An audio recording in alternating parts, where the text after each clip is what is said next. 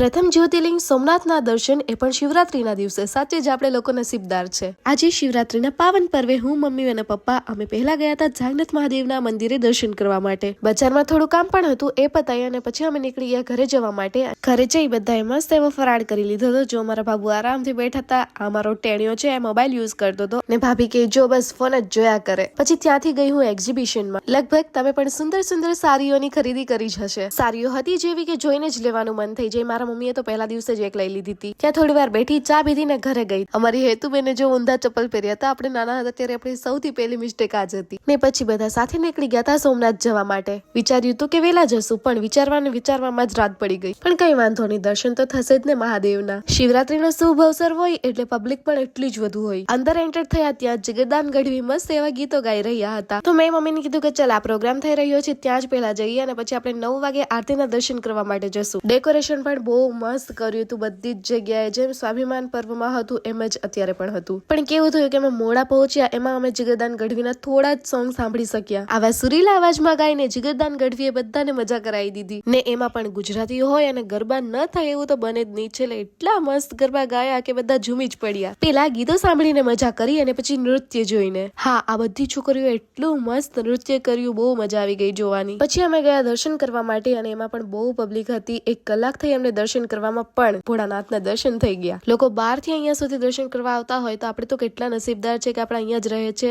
અને હરેક શુભ અવસર પર અને તહેવારોમાં આપણે સોમનાથ દાદાના દર્શન કરી શકીએ। તો બસ આજ માટે એટલું જ, મળીએ કાલે ન્યૂ વ્લોગમાં। અને હા, યુટ્યુબ ચેનલને સબસ્ક્રાઇબ અને ઇન્સ્ટાગ્રામ આઈડીને ફોલો કરવાનું ભૂલતા નહીં।